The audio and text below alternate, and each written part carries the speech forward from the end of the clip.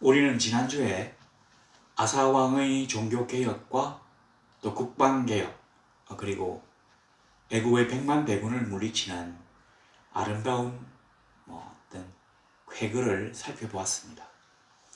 근데 이제 오늘은 이전까지와는 조금 다르게 정반대의 상황에 직면합니다.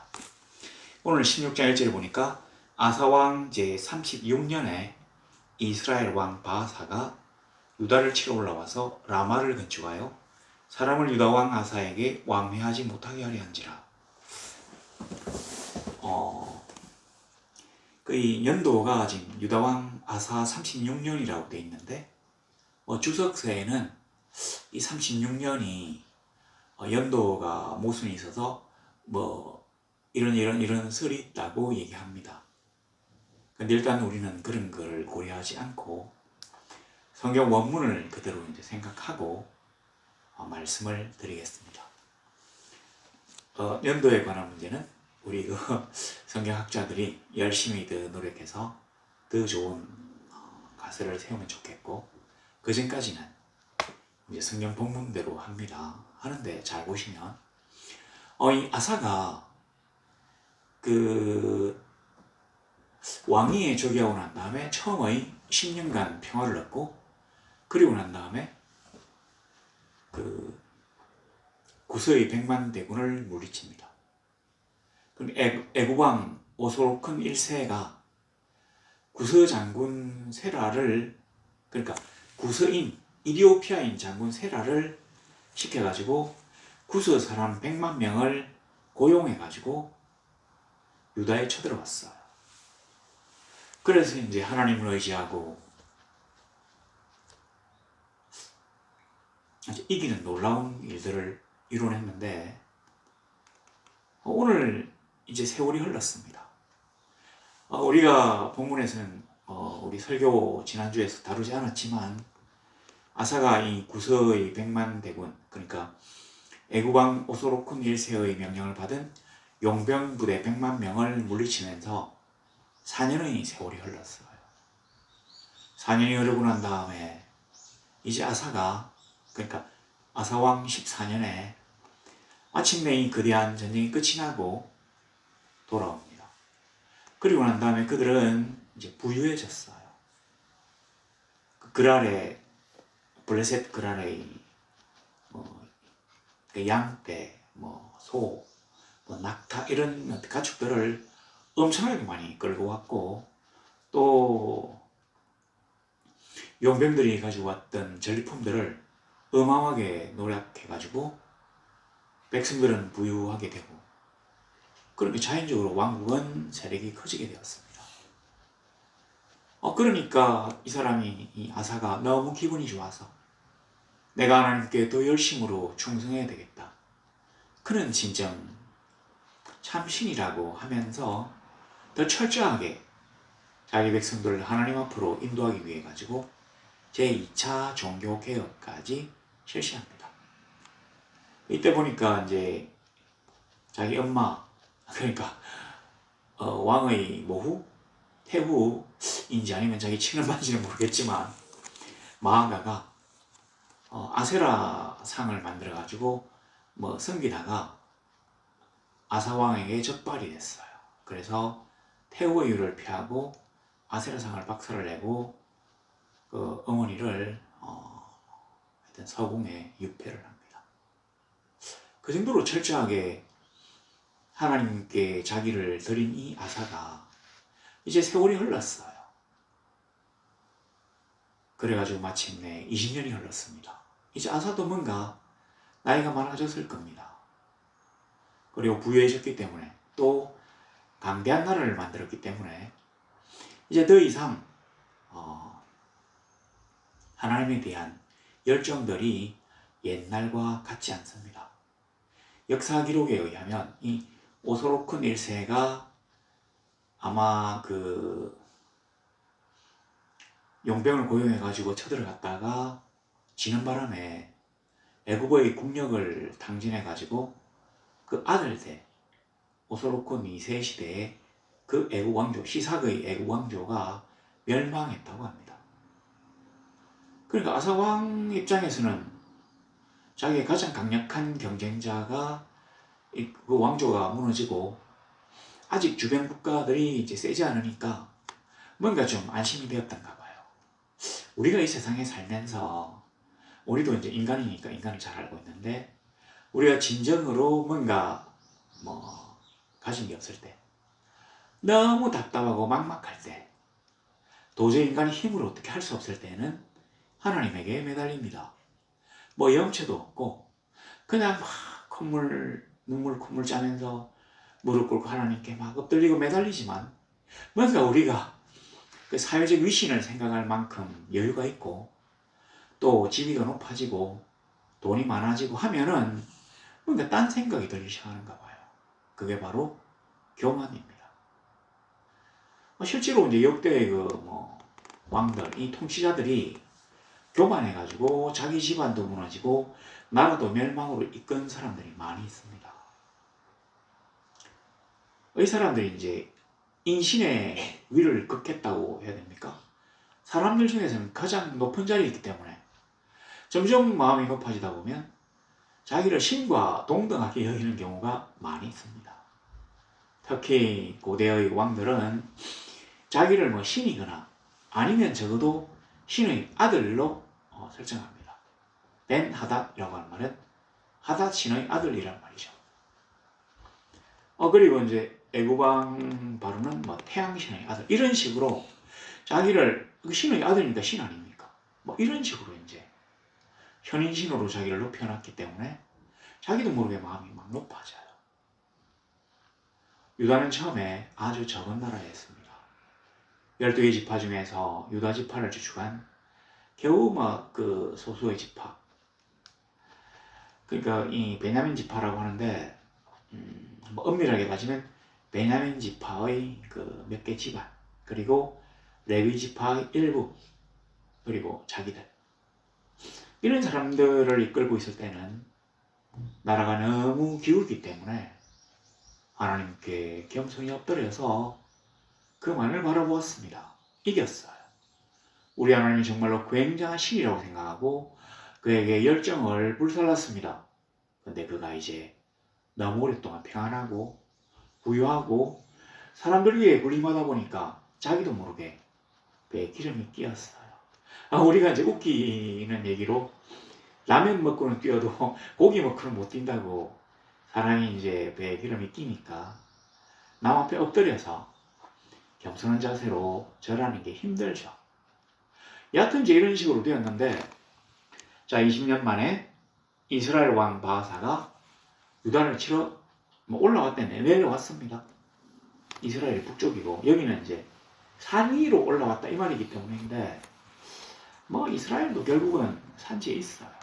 평지도 있지만 저 이제 그 남쪽으로 내려와가지고 베델 남쪽으로 그 이스라엘이 단과 베델에 금송아지를 세웠잖아요. 근데 이 베델보다 더 남쪽에 아마 예루살렘이 그 국경선하고 아주 가까운 거 봐요. 우리나라 서울처럼.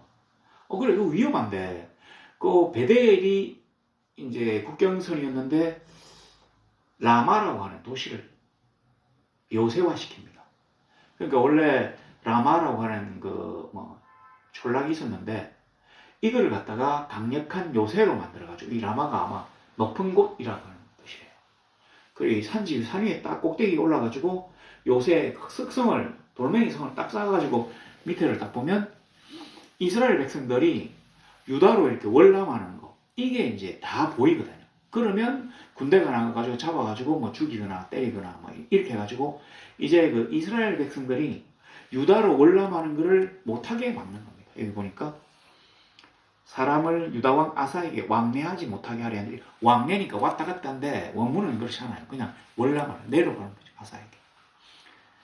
가령 이제 왜 이런 일이 벌어지냐면 그 유다 지파가 있고 바로 그 위에 에브라임 지파와 므낫세 지파가 있습니다. 이 여로보암은 에브라임 지파거든요. 그리고 이 북쪽 이스라엘의 가장 중추적인 지파가 역시 에브라임 지파입니다. 그러니까 여호수아라든지 이제 여로보암이라든지 이 사람들이 에브라임 지파를 주축으로 이스라엘을 좀 강력하게 하려고 하는 이런 하여튼 뭐 에브라임 지파가 상당히 큰 지파였던 모양이에요. 그러니까 이스라엘 전체에서는 남쪽의 유다 지파와 북쪽의 에브라임 지파가 서로 이제 경쟁하는 관계인데 요 바사가 이 바사가 글쎄 이게 이스라엘 지파인가?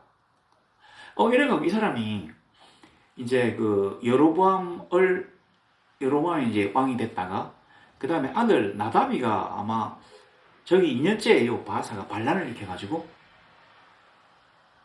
여로보암 집안은 이 바사가 싹 다 죽여버렸대요. 남자들을. 그 여자는 아마 노비로 삼았겠죠.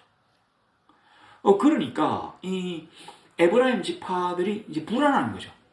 그 에브라임 지파는 또 므낫세 지파하고 또 형제거든요.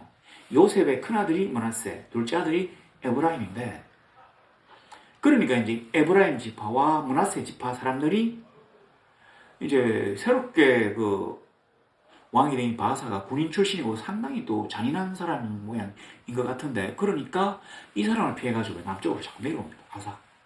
그리고 이스라엘 백성들 다른 지파는 몰라도 이 접경지대에 있는 이 에브라임 지파와 므낫세 지파가 볼 때는 하나님이 함께 하시는 유다 왕국이 점점 번창하고 뭐 평화로우니까 아무래도 하나님을 섬기지 못하게 하는 북쪽 지역에 있던 그 하나님께 전심으로 바치는 이런 그 신도들이 내려올 거 아닙니까? 계속 이제 자기 백성들이 빠져나가니까 이제 바하사로서는 공포죠. 왜냐하면 이 북쪽 이스라엘이 분리된 지가 이제 겨우 2대째예요. 왜냐하면 여로보암이 왕노릇 좀 한 20몇 년 하고 그 다음에 아들이 돼가지고 한 반년인가 실제로 그러니까 이런 거죠. 이제 올해 저기 했는데 내년에 쫓겨났어. 그러니까 요 기간을 따지면 얼마 안 돼요. 1년도 안 돼요. 횟수로는 2년인데 뭐 그런 식으로. 자 그래가지고 오니까 이제 바사가 어떤 식으로 머리를 굴렸냐면 내가 유다와 이렇게 왕래하는 요 길목을 갖다가 끊어야 되겠다. 그리고는 그 길목 루트 위에다가 그 골짜기로 지나가는 그 위에다가 요새를 탁 씌운 겁니다. 라마. 자, 요새를 이제 다 짓지는 못했어요. 짓는데 이 아사 2절에 보세요. 아사가 여호와의 전 곡간과 왕궁 곡간에 언금을 내어다가 다메섹에 사는 아람 왕 벤하닷에게 보내며 이르되. 그러니까 아람 왕 이름이 벤하닷이란 말이 아니고 벤하닷이란 말은 왕이란 뜻입니다. 아람 나라의 왕을 벤하닷이라고 해요. 가령 저쪽에 이집트의 왕을 갖다가 바로라고 하듯이 이쪽 왕은 벤하닷이라고 합니다. 그런 식으로 아비멜렉이라고 블레셋 지역의 왕은 아비멜렉이라 하잖아요. 아비와 멜렉이 다 높은 아버지와 우두머리라는 뜻이니까 하여튼 그런 식으로 이제 벤하닷 그러니까 아람 왕에게 돈을 줘가지고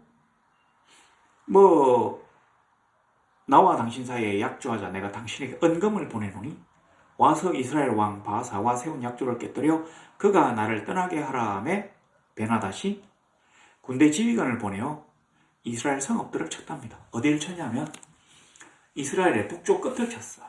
가령 이제 지금 이스라엘이 유다를 공격하기 위해서 국경 남쪽으로 쭉 내려와 있으니까 이쪽은 군대가 없을 거 아닙니까? 그러니까 아사가 이제 그 얘기를 아람 왕에게 하면서 지금 이스라엘 군대가 여기 내려와 있으니까 너희는 북쪽을 좀 쳐라. 이렇게 알려준 것 같습니다. 그러니까 납달리와 지금 갈릴리 호수 있는 그 부분을 때려쳤어요. 아벨 벳 마가로 하는 하여튼 그 인근 지역, 이 납달리 지역과 아주 옛날에 솔로몬 왕이 이제 북쪽을 방비하기 위해 쌓았던 이 방비성들을 때려친 겁니다. 근데 우리가 한번 생각해보세요. 어디서 많이 본 그림 아닙니까? 이 사람이 20몇 년 전에 애국왕 오소로콘 1세가 자기에게 했던 짓을 그대로 지금 본받아서 하는 겁니다. 이 아사왕의 할아버지가 르호보암이거든요. 이 르호보암 때 시삭이라고 그러니까 아마 자기 외삼촌쯤 되겠죠. 애국왕 시삭이 쳐들어와가지고 이제 예루살렘이 함락되니까 이 르호보암이 왕궁 보물창고에 있는 돈하고 성전에 있는 돈하고를 다 끄집어내 가지고는 애국왕에게 바치고 솔로몬의 금방패 300개도 바치고 겨우 용서를 받았어요. 앞으로 당신을 위해서 우리가 조공을 바칠 테니까 뭐 신하로 받아주십시오 해서 이제 나라가 보존되어 있었는데, 그러니까 애국왕 시사학이 이제 죽고 아들 오소로큰 1세는 이제 더 이상 애국 군대를 갖다가 바깥으로 보낼 만큼 아마 힘이 없었던가 봐요. 근데 너무 그때 르호보암하고 싸울 때 치열하게 싸워가지고 막 가까스로 겨우겨우 이겼기 때문에 르호보암이 막 죽을 때까지 해보자 이렇게 하면 도저히 이제 애국 왕 입장에서는 상대가 안 되니까 뭐 여기서 이제 적당히 화해를 하고 돈을 받고 이제 간 것 같은데, 이 시사학의 머릿속에는 그 유다에 두고 온 보물들이 너무 안타까운 거죠. 내가 조금만 더 힘이 있었으면 그걸 확 다 잡아먹을 수 있었는데 생각하고는 아들에게 유다에 가서 그 성전 안에 있는 금도금을 다 뺏겨와라. 엄청난 보물들이 있다. 솔로몬 때 만들어 놓은. 이런 식으로 했다고 생각합니다. 그리고는 이제 그걸 갖다가 이 아사왕이 보고 자기가 이제 똑같이 행동하는 겁니다. 그러니까 우리말에 욕하면서 배운다는 말이 있잖아요. 아니 자기 군대가 와가지고 애국 군대가 와서 자기 나라를 위해서 싸우는 이런 것도 아니고 남의 나라 군대를 돈으로 사가지고 이 돈이 어디서 나왔겠습니까? 그 르호보암이 바친 그 성전과 왕궁에 있는 은금을 갖다가 주놓으니까 그걸 이제 쓰지 않고 갖고 있다가 그걸로 흑인들 용병들을 사가지고는 쳐들어왔어요. 이겼어요. 그러니까 이제 아사가 그 방식을 그대로 지금 아람 왕에게 하는 겁니다. 아사가 와가지고 아람 왕 군대를 사가와가지고는 이스라엘을 공격해다오. 그 자기는 있는 거예요. 우린 여기서 이상한 점을 느낍니다. 이스라엘 역사상 단 한 번도 100만이나 되는 왜군, 그러니까 외적들이 쳐들어온 적이 없어요. 그는 이스라엘 하나님의 강토를 지킨 그 민족의 영웅이었습니다. 하나님의 신앙 공동체를 지킨 하나님의 영웅이었어요. 근데 그가 세월이 흐르고 나이가 많아지고 점점 더 지위가 높아지고 권세가 세워지니까 이제 더 이상 자기가 직접 군대를 이끌고 나가기를 두려워해가지고 아람 군대를 사서 이스라엘을 치도록 부탁한 것입니다. 아마 그때 이제 아람 나라하고 이 북이스라엘하고는 공수동맹이 체결되어 있었던가 봐요. 너하고 우리 사이에는 서로 공격하지 말자. 자, 그랬는데 실제로 이 아람이라는 나라가 지금의 시리아처럼 강한 그런 입장은 아닙니다. 왜냐하면 지금은 이게 아람이 전부 다 통일되어 있었지만 이 당시만 해도 아람은 분열되어 있어요. 도시국가로. 그러니까 다메섹 아람이거든. 이 아람이. 그러니까 다메섹 아람이 이제 여기를 쳐들어오는 겁니다. 그들은 이제까지는 아마 좀 뭐라고 해야 됩니까? 뭐랍니까? 좀 상국? 이 다메섹 아람이 다윗 시대 때 완전히 정복당해가지고 이스라엘을 갖다가 섬기고 있었거든요. 근데 이스라엘이 남북으로 분리되고 힘이 좀 약해져가지고 아람이 지금 이 이스라엘과 유다 이 군사적 능력을 지금 간을 보고 있는 중인데 갑자기 이제 이집트 군 100만이 쳐들어왔는데 아사가 그걸 격파하는 걸 보고는 이게 진짜 강한 군대 아직까지 내가 숨을 죽이고 있어야 되겠다고 있었어요. 그래서 아마 유다가 쳐들어올까 싶어가지고 요 아람과 이스라엘이 공수동맹을 체결하고 있어요. 불가침 조약. 서로 쳐들어오지 말고 다른 사람이 우리 둘 중에 하나라도 쳐들어오면 같이 힘을 합해서 막자. 이러고 있었는데 이제 이 아사가 이 사람에게 엄청나게 많은 돈과 또 편지를 보내가지고 자기와 이 아람 사이에 조약을 맺자고 하니까 아람 입장에서는 이 이스라엘의 남과 북이 전부 다 만만하게 보이기 시작한 것입니다.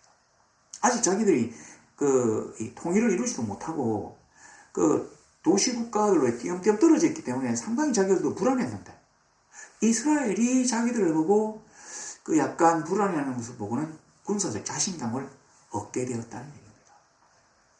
그리고 이 사람이 배운 게 뭐냐면 돈은 없으면 성전의 곳간에 있는 돈을 끄집어 쓰면 된다. 보세요. 2절에 보니까 여호와의 전 곳간과 왕궁 곳간의 은금을 내다가 여호와의 전 곳간을 더 앞에다 써놨잖아요. 왜냐하면 여기 있는 돈을 주로 썼다는 얘기죠. 우리 앞에 보면 사실은 이제 르호보암은 왕궁의 곳간과 여호와의 전의 곳간을 털었어요. 그러니까 왕궁 곳간을 더 많이 털었다는 얘기죠. 근데 왕궁 곳간 이제 점점 비어가니까 솔로몬이 물려준 돈이 점점 줄어드니까 이제 뭘 텁니까? 성전에 있는 곳간을 털어요. 이 성전 곳간은 사람들이 세금으로 낸 돈이죠. 헌금으로 낸 돈이에요. 그러니까 요즘 말하면 교회 헌금한 것입니다. 하나님의 백성들, 하나님의 나라를 만들어가지고 하나님의 백성들이 하나님 안에서 평화를 누리며 행복을 누리며 신앙생활을 더 열심히 하기 위하여 써야 될 이 헌금을 가지고 이방인들에게 주면서, 그러니까 하다스의 아들, 이 태양신의 아들인지 하여튼 머시기 신의 불벼락 분노의 신의 아들인지 하여튼 이 하다스라는 그 신의 아들이라고 하는 벤 하다스에게 돈을 주면서 이교도에게 돈을 주면서 같은 동족을 공격해달라고 이렇게 꼬셨다는 말입니다. 하나님 보실 때 얼마나 가증한 죄악입니까? 하나님은 이스라엘 공권, 그러니까 유다와 이스라엘이라고 하니 나뉘어진 나라가 아니라 하나님 처음 만드신 이스라엘의 뜻이 뭐냐면 사람이 하나님과 한편이 되어가지고 세상과 싸워서 이긴다고 하는 게 바로 이스라엘이라는 뜻이거든요. 그 하나님이 만드신 이 이스라엘이라고 하는 이 신앙 공동체를 수아라고 아사를 힘을 줘가지고 그 구스 용병 100만 명을 이기고 또 수고했다고 그랄에 그 목장을 갖다가 털어가지고 엄청난 가축들을 주고 또 100만 명이 죽고 난 다음에 이 전리품들 병장기 이런 게 진짜 귀한 거거든요. 비싼 거. 이런 걸 주고 이래가지고 아사를 키워줬더니만 처음에는 뭔가 자기 은혜에 감사하고 내가 하나님을 더 철저히 섬겨야 되겠다고 생각하더니만 20년 이상 평화가 지속되고 부유해지니까 뭔가 모르게 이 사람이 게을러졌다고 해야 됩니까? 신앙 열정이 식었다고 해야 됩니까? 전심으로 하나님을 섬기는 일에서 이제 이탈하기 시작합니다. 전심으로 하나님을 섬긴다는 말은 일평생 동안 결코 하나님에 대한 열정이 다른 곳으로 이탈되지 않는다고 하는 말이거든요. 그러니까 하나님만을 계속 따라하는 어떤 일이 일어나든지 어디에 있든지 누구를 만나든지 나는 결코 하나님과 한편이라고 하는 게 바로 전심으로 하나님을 섬긴다는 뜻입니다.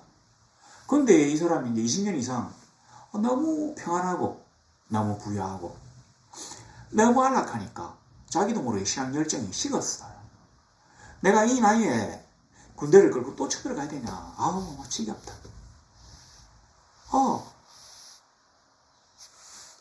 아람 왕에게 보내가지고 아람 왕의 군대를 돈을 주고 사서 바사를 공격해라. 임금님 돈이 없는데 돈이 없기는 그 성전에 가가지고 그 헌금함을 털어. 그 돈 많더라. 이렇게 되었다는 얘기입니다. 자, 그리고 난 다음에 사절에 보면 벤 하닷이 아사왕의 말을 듣고 그의 군대의 지휘관들을 보내어 이스라엘 성읍들을 치되 이온과 단과 아벨마임과 납달리의 모든 국고성들을 쳤더니 아벨마임이 바로 아벨벳마가입니다. 바하사가 듣고 라마 건축하는 일을 포기하고 공사를 그친지라. 자, 이제 바하사에게 전령이 왔겠죠. 임금님, 지금 북쪽에 아람 군대가 쳐들어와가지고 다메섹 아람이 쳐들어와서 다메섹 군이 쳐들어와가지고 지금 군대가 없어가지고 굉장히 위태로운 상황입니다. 하니까 이 사람이 군대를 철수를 했어요. 근데 북쪽에 있는 그 아람 군대를 치러 간 게 아니라 그게 이미 늦었으니까 주고 아람에게 주고 우리는 수도인 디르사를 방어하러 간다고 간 겁니다. 그러니까 그 땅, 이제 아람 지역, 이 시리아의 지역도 그렇게 비옥한 지역은 아니에요. 다 사막 지역이에요. 이스라엘보다 더 큰 사막이거든요. 자, 그런데 요 아람 군대가 뺐던 요 지역, 옛날에 우리 보면 나오잖아요. 뭐 바산의 암소처럼 뭐 살찐 암소 아마 바산이라는 지역이 풀도 많고 물도 많고 아주 비옥한 지역이었던 거예요. 그 지역이 바로 요 사람이 그 아람 왕이 쳐들어가서 뺐던 곳이에요. 지금으로 보면 그 요단강에서 시리아 쪽으로 가는 뭐 골란 고원 일대, 풀도 많고 물도 많고 기후도 비교적 온화한, 이걸 갖다 뺏기고 나니까 이제 이스라엘은 점점 약해지고 아람은 점점 강해지고, 여기서 나온 어떤 물질을 가지고 이 다메섹은 힘을 키워서 이제 아람의 도시국가들 하나씩 정복하기 시작해서 이제 맹주가 되는 거죠. 그래서 아하비가 그 길랏 라못인가 그거 뺏들려고 계속 쳐들어갔다가 막 죽고 이렇게 하잖아요. 바로 그런 것 때문이거든요. 너무 이스라엘은 중요한 땅인데 이럴 때 뺏긴 거예요. 이제 하나님의 백성들은 그 주변 열국을 다스리는 그런 나라가 아니라 주변에 간섭을 받기 시작하고 공격을 받기 시작하는 그런 나라가 되기 시작합니다. 애굽에서부터 아람에 이르기까지. 그 엘리야 때 보면 완전히 뭐 하루라도 편안할 없이 계속 쳐들어가지고 사람들 잡아가고 막 노략질하고 하잖아요. 바로 그게 여기서부터 시작되는 겁니다. 자, 하여튼 뭐 어쨌든 간에 유다 입장에서는 라마 건축하는 걸 포기하고 돌아갔어요. 그리고 6절에 보니까 아사 왕이 온 유다 무리를 거느리고 바하사가 라마를 건축하던 돌과 제목을 운반하에다가 게바와 미스바를 건축하였대. 그러니까 이 라마를 갖다 요새화 시키려고 그 산꼭대기에 뭐 큰 돌과 또 이렇게 다듬은 돌이겠죠. 돌과 또 목재들, 굵은 이런 나무들 쫙 운반해가 놨는데 미처 건축하지 못하고 도망을 가니까 이걸 이제 옮겨다가 게바와 미스바라고 하는 도시를 요새화를 한 겁니다. 근데 제가 진짜 의아하게 생각한 게 뭐냐면, 왜 이 아사는 라마를 그대로 끝까지 건축해가지고 거기를 요새화시켜서 자기네 영토를 북상시키지 않았는가 하는 게 의문이에요. 안 그래도 이게 이제 남북의 왕래를 가로막는 요새라면 그걸 갖다가 남쪽이 차지해가지고 북쪽에 있는 사람들이 얼마든지 남쪽으로 쉽게 내려올 수 있도록 만들고 또 북방을 압박하면 얼마나 나라가 더 튼튼해졌겠어요. 근데 아사는 그런 모험을 싫어하고 후퇴해가지고 자기네 지역을 방비하는 요새를 2개를 만들었다는 말입니다. 실제로 보니까 그때 선견자 하나니가 유다왕 아사에게 나와서 그에게 이르되, 왕이 아람 왕을 의지하고 왕의 하나님 여호와를 의지하지 아니하였으므로 아람 왕의 군대가 왕의 손에서 벗어나는 말이다. 하여튼 뭐 쭉 나옵니다. 9절에 보니까 여호와는 온 땅을 두루 감찰하사 전심으로 자기에게 향하는 자들을 위하여 능력을 베푸시나니 이 일은 왕이 망령되이 행하였은즉 이후부터는 왕에게 전쟁이 있으리이다 하매 아사가 노하여 선견자를 옥에 가두었으니 이는 그의 말에 크게 노하였음이며 그때 아사가 또 백성 중에서 몇 사람을 학대하였더라. 자, 그리고 이제 그 자재를 가지고 난 다음에 자기 나라의 그 두 도시를 갖다가 아마 예루살렘을 방비하려고 한 그런 이 두 도시를 요새화시키고 왔어요. 자기가 생각할 때는 아주 멋진 계략으로, 인간 아사의 계략으로 하나님이 함께 하신 것보다 더 멋진 결과를 도출해내었다고 생각합니다. 아, 나도 얼마든지 이렇게 할 수 있구나. 그 사람 애국왕의 그 전략을 내가 따라 쓰니까 효과가 진짜 많네. 그리고 성전 안에 돈이 막 확 재 있으면 뭐하냐. 이거부터 써야지. 그 세금 내라면 사람들이 막 싫어하고 막 왕에게 반기를 들 텐데 헌금이니까 자발적으로 내는 거잖아. 자, 그러면 이 백성들의 신앙심을 이용해서 앞으로 계속 성전 국간을 채웠다가 이런 일이 있으면 또 이거 뜯어가지고는 써야지. 여기서 이제 성전 국간의 돈을 얼마를 뺐는지 안 나오지만 열왕기에서 나와요. 싹 다 그 성전 헌금통에 있는 돈을 헌금통이 이제 창고에 들어가면 그 돈을 싹 다 끄집어내가지고 아람 왕에게 줬대요. 아람 왕은 이중으로 부자가 되는 거죠. 돈을 받아서 부자가 되고 이스라엘 북쪽의 비옥한 땅들을 차지해서 더 부자가 되고, 그래서 강해지는 겁니다. 이제 아람 왕의 군대가 아사의 손에서 벗어났다고 하나니가 저주하고 책망합니다. 여호와 하나님은 자기를 전심으로 따르는 자를 위하여 자기의 능력을 베푸시는데 너는 여호와 하나님을 전심으로 의지하지 않고 너를 인간을 의지했기 때문에 이제부터 너는 전쟁이 끊이지 않을 거라고 하는 그러한 저주도 받습니다. 아사 입장에서는 자기는 잘못한 게 전혀 없어요. 나도 이제까지 열심으로 노력하고 전쟁터에 나가서 풍찬노숙하고 힘들었는데 좀 쉬는 게 그렇게 꼴이 보기 싫어? 이러고는 하나님을 붙잡아다가 투옥을 시키는데 여기 보시니까 여기 10절에 선견자를 옥에 가뒀어요. 옥이라고 하는 말은 원문에서는 그 착고대가 있는 집이라는 뜻입니다. 그러니까 우리가 생각하는 그냥 요즘 감옥에 집어넣었다는 얘기가 아니라 착고를 채워가지고 막 고문을 하는, 막 때리고 막 찢고 막 쑤시고 하는 이런 곳에 넣어가지고 선견자를 갖다가 고문했다는 얘기입니다. 그렇게 하나님을 열심으로 섬기려고 1차와 2차 때 종교개혁을 일으키고 또 자기 어머니까지 태우어야지 위해서 그 패한, 아세라를 섬긴다고 패한 이러한 열정적이었던 젊은이는 이제 사라지고 그 고집 많고 독선적인 그리고 무시무시한 독재자가 탄생한 것입니다. 자, 이제 하나님의 백성들이 하나님의 선견자가 옳은 말을 했는데도 막 이 고문하고 이렇게 하니까 이제 여기에 대해서 반발을 하잖아요. 우리 성경은 좀 이렇게 가볍게 적는 경향이 있습니다.